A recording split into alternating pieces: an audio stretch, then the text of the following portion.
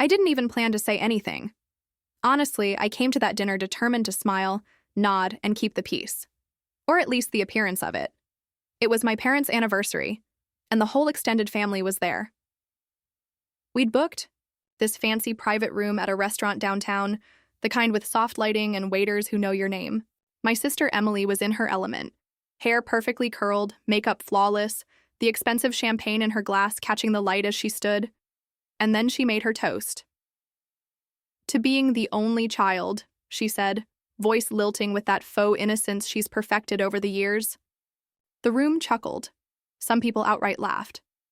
My parents smiled in that awkward way that told me they knew it was a dig, but wouldn't dare call her out. I froze, fork halfway to my mouth. It wasn't the first time she'd tried to erase me from the narrative, but something about the smug way she swirled her champagne after, eyes flicking toward me like a challenge, made something click. I put my fork down slowly, stood up, and felt the air shift before I even opened my mouth. Well, I began, voice steady. Since we're making toasts, I have something to say too. Every head turned. Emily's smirk faltered for just a second, but she recovered, leaning casually against her chair as if this was all part of her show. I didn't look at her. I looked at my parents, my uncle, my cousins, all of them complicit in years of letting her play the golden child while I was the afterthought. Some of you might not know this, I continued, but I've been keeping a little family secret for the last year. And since Emily here just declared herself an only child, I think it's time everyone heard it. You could have heard a pin drop. Even the waiter, mid-step with a tray of appetizers, stopped moving. Emily shifted in her seat, her fingers tightening around the stem of her glass. I let the pause stretch just long enough for it to sting. Then I dropped the first truth. Not the worst one, but enough to make the color drain from her face. And once I started, I didn't stop. I told them about the credit card bill, the one that had arrived at my apartment because she'd used my old address to open an account in my name. How I'd spent weeks untangling the mess with the bank, paying off charges I didn't make just to save my credit score, while she posted vacation photos from Greece. I explained how I'd kept quiet because Mom begged me not to cause drama, and Dad said it would ruin her career if word got out. I could see my aunt's eyes darting between me and Emily like she was watching a car crash in slow motion. Emily's lips parted like she was about to speak, but I wasn't finished. I reminded everyone about the time she'd borrowed my car and returned it with a dent the size of a basketball, then told our parents I must have hit something and forgotten. I pointed out how she'd sold the necklace our grandmother left me in her will, claiming she lost it, only for me to see it pop up in a vintage jewelry store downtown a month later. Each sentence landed heavier than the last, and the room stayed silent except for the sound of Emily's breathing, quick and shallow now. My uncle cleared his throat like he wanted to change the subject, but I wasn't letting it go. So if you want to toast to being an only child, Emily, I said, meeting her eyes for the first time all night, go ahead. Just know that, for the rest of this family, that title might not feel as shiny after tonight. I lifted my own glass, water, not champagne, and took a slow sip. No one clapped. No one spoke. And in that silence, I saw the first real crack in the perfect mask my sister had worn for years. Emily tried to laugh it off, that high-pitched fake giggle she always used when she was cornered, but her eyes kept darting around the table looking for someone, anyone, to rescue her. Mom shifted uncomfortably in her seat, twisting her napkin in her hands, but for once she didn't jump in to defend her. Dad looked like he wanted to, but something in my voice must have told him it wouldn't help. You're exaggerating, Emily finally said, but her voice was quieter than I'd ever heard it. I didn't even give her the satisfaction of a direct response. Do you remember, I said, looking at our cousins now, when Emily helped organize Grandma's estate after she passed? Everyone thought she was being so generous with her time. What no one knows is that she was taking checks our grandmother had written for donations and rewriting them to herself. She didn't even bother to change the memo lines. I could hear my own heartbeat in my ears, but I stayed steady. And when the bank questioned it, she said Grandma was confused and must have made a mistake. This was 3 months before Grandma died. My cousin's jaw actually dropped. Emily's cheeks were flushed now, and she tried to wave her hand dismissively, but her knuckles were white. "You're really going to drag this out in front of everyone?" she snapped, but her voice cracked on the last word. I leaned forward, slightly, resting my palms on the table. "Emily, I'm not dragging anything out. I'm finally letting it in the light." I glanced at my uncle, the same uncle who'd loaned her $5,000 to cover tuition that mysteriously ended up paying for a trip to Cabo. And I think some people here have been wondering why they never got paid back. The air in the room felt thick now, like everyone was holding their breath. I wasn't yelling. I wasn't crying. I was calm. Too calm. And I think that scared her more than anything. She'd built her whole image around charm and selective memory, counting on everyone else's discomfort to shut down uncomfortable conversations. But that night I realized I'd finally stopped playing by her rules. The waiter, poor guy, still stood frozen by the door with his tray, glancing at the manager who was peeking in from the hallway. "I don't know what you're talking about." Emily tried again, but her voice had gone flat, robotic, like she was reading from a bad script. "Sure you do," I said quietly. "You know exactly what I'm talking about, and so does everyone else now." I could feel years of swallowed words lining up behind my teeth, and for once, I didn't care how much it hurt to let them out. I took a slow breath and leaned back in my chair, letting the weight of the moment settle before I spoke again. "Do you remember that charity gala last spring?" I asked, my tone deceptively light, almost conversational. Emily's eyes widened just slightly, enough for me to know I'd hit the nerve I was aiming for. "The one where you were photographed giving that oversized novelty check for $20,000? A murmur rippled through the table.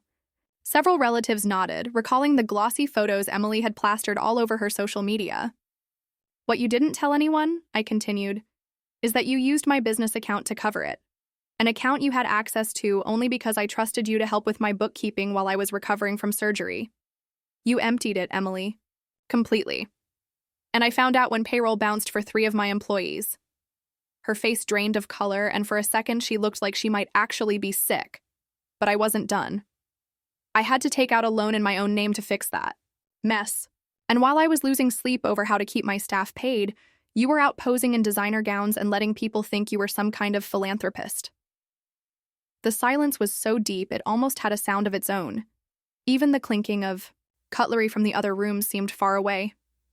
Emily's gaze dropped to the tablecloth and her hand trembled as she set her glass down. "That's not how it happened," she whispered, but the conviction was gone.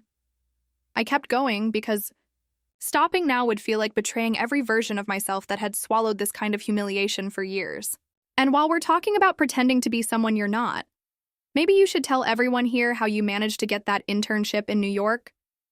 You know, the one you bragged about for years, the one you told everyone was based on merit?" My mother shifted in her seat again, but I didn't look at her. My eyes stayed locked on Emily's. "You used my portfolio. You took my designs, replaced my name with yours, and submitted them like they were your own. I didn't even know until I saw one of them featured in the firm's press release. And when I confronted you, you said, and I quote, 'Well, you weren't doing anything with them.'" A few gasps broke the tension like tiny shards of glass. Emily finally looked up at me, her face hardening, but there was fear there too, buried under the fury. "You think you're so perfect?" she spat, her voice shaking. I smiled faintly, not out of smugness, but because for the first time in my life, I realized I didn't have to defend myself to her. "No," I said softly, "but I've stopped letting you define me." Then I picked up my water again, and the room stayed frozen in that strange, heavy stillness, everyone waiting to see what, or who, would break it first. Emily pushed her chair back so abruptly that it scraped against the floor, the sound sharp enough to make a few people flinch. "You think you're the victim here?" she said, her voice trembling, but not from sadness, from the fury of someone who's losing control. "You've always been jealous, Lena. Always." She spat my name like it was something sour in her mouth. I stayed seated, calm, my hands folded on the table. "Jealous?" I repeated, letting the word roll slowly off my tongue. "Of what? Exactly? The lies? The debt? The trail of broken promises you've left behind like breadcrumbs? She glared at me, but I could see her chest rising and falling too fast, her knuckles tight around the edge of the table. No, I continued, my voice soft but cutting. I've spent my entire life cleaning up after you, covering for you, defending you when I should have been warning people about you. I saw my aunt glance at my mother, whose lips were pressed into a thin, bloodless line. My father wouldn't meet my eyes, but his hand was gripping the arm of his chair so hard, his knuckles were white. Remember when you almost got arrested in Chicago? I asked, my gaze fixed on Emily now. Remember how you called me at 3 a.m., sobbing, because you'd walked out of that boutique with a handbag you hadn't paid for? And how I drove 3 hours to meet you, paid the store manager double to make it go away, and then told everyone it was a misunderstanding? Emily's jaw tightened, and she muttered something under her breath I couldn't quite catch. You never said thank you, I went on. Not once. Instead, you told people I was overreacting. A low murmur moved through the table again, a ripple of quiet judgment that made her shoulders stiffen. And here's the thing, Emily, I said, leaning forward slightly. I didn't bring any of this up for years because I thought protecting you was protecting the family. But I've realized something tonight. The only one benefiting from my silence has been you. She slammed her champagne glass down so hard a drop of it splashed onto the tablecloth. You're pathetic, she hissed, but there was no force behind it now. I smiled, not because I felt triumphant, but because I'd finally found my voice, and there was nothing she could say to take it away again. The rest of the table sat in that thick, choking quiet, no one daring to break it. And in that silence, Emily looked smaller than I'd ever seen her, like the truth had stripped away every layer she'd built around herself. I let the silence hang a moment longer, just enough for everyone to feel it, to let it sink into the room like smoke. Then I leaned back, folding my napkin neatly and setting it on the table. You know what's funny? I said, scanning the faces around me. If she had just made her little toast and left it at that, I would have stayed quiet. But something about her looking me in the eye while erasing me from the family, again, made me realize I'm done swallowing my tongue for the sake of her comfort. Emily's head snapped up, her cheeks blotched with anger, but I didn't give her a chance to cut in. Let's talk about last Thanksgiving, I continued, my tone light, almost story-like. Remember how the catering bill was mysteriously paid in cash? Everyone thought it was generous, Emily picking up the tab. Except, she didn't. She took the money from Mom's emergency fund, the one Dad keeps hidden in the top drawer of his desk. The one they told us was for medical bills only. Watched my father's head jerk toward her, his mouth opening just a fraction. Emily shifted in her seat like the cushion had suddenly grown thorns. I saw you, I said quietly. I was in the kitchen, and you didn't know I could see you counting it out. I paused, letting my parents absorb that. And when Dad couldn't figure out why the envelope was light, you told him maybe Mom forgot she'd spent it. You made her doubt her own memory. Mom's hand was trembling now, still gripping her napkin like a lifeline. Emily's eyes darted between them, searching for some hint of defense, but found none. You've made a career out of rewriting history, I said. But tonight, Emily, there's no edit button. She opened her mouth, but all that came out was a dry, broken sound. And for once, she didn't look like the composed, untouchable sister everyone thought they knew. She looked exposed, raw, and very, very human. So please, I added, my voice even softer now, finish your toast. I'd love to hear how it ends. But she didn't. She just sat there, staring at her, glass as if it might offer her an escape, while the rest of the table tried to figure out how to breathe again. Emily didn't finish her toast. In fact, she didn't say another word for the rest of the night. She sat stiff in her chair, the stem of her glass still pinched between her fingers like she might shatter it if she squeezed too hard. The conversation limped back in hesitant starts and stops, people talking about the weather, about work, about anything except what had just happened. But the air never cleared. It was heavy, clinging, and every laugh that tried to escape died halfway. I didn't eat much after that. My appetite was gone, replaced by a strange mix of relief and adrenaline that made my hands feel too warm.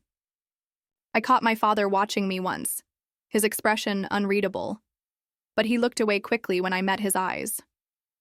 My mother never looked up from her plate. At one point, my cousin Rachel leaned over and whispered, "I didn't know about any of that." I just gave her a small shrug, because what was there to say? It wasn't about whether they knew. It was about the fact that I'd carried it alone for years. When dessert came, Emily excused herself to the bathroom and didn't come back for 20 minutes. I could hear the faint sound of her voice through the hall, low and urgent, probably on the phone with someone who could tell her she was the victim in all this. But when she returned, her eyes were red-rimmed, and she wouldn't meet anyone's gaze. By the time the check arrived, most of the table had settled into that exhausted quiet that comes after a storm. People gathered their things quickly, offering quick hugs or avoiding me entirely. I didn't mind. I'd known that telling the truth wouldn't win me applause. It would just take away her power. And it had. Outside, the air was cool and sharp, the kind that wakes you up all the way. I stood there a moment, watching Emily walk to her car without glancing back, her heels clicking too loud in the empty lot. I wasn't waiting for her. I wasn't chasing her. I was just done. Completely, utterly done. And for the first time in my life, I didn't feel like I was the one left behind. I felt free. The next morning, my phone was flooded. 23 missed calls, half a dozen voicemails, and a string of texts from numbers I didn't recognize. Some were from relatives pretending to check in, but really fishing for more details. Others from people I hadn't spoken to in years, clearly fresh off a call with Emily. I didn't answer a single one. I made coffee, sat on my balcony, and let the sunlight warm my face while my phone buzzed uselessly on the table. Around 10 a.m., Mom finally texted, "We need to talk." Not over text. That was her way of saying she wanted me to come over so she could control the narrative in person. I didn't reply. An hour later, Dad's name flashed on the screen. I watched it until it stopped ringing. They'd had years, decades, to hear me out, to stand up for me, to at least acknowledge the ways Emily had crossed the line.